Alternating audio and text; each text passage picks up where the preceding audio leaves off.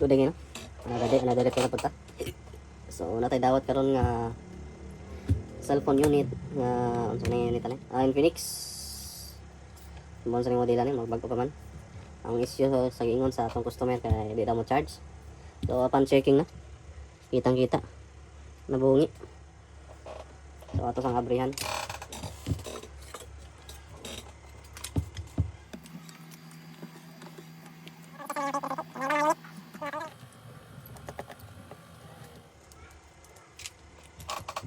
So dara. So kitang-kita. Mga pahak. Alright, tatanggal na. So try na to ni fix una no. Kita to ninyo.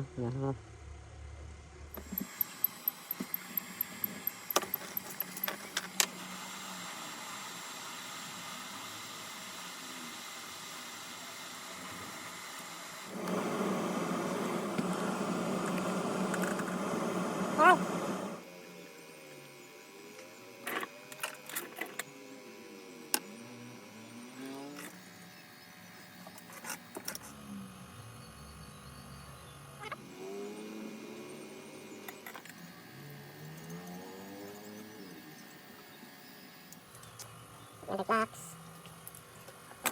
Purpose na yata ba sa galing.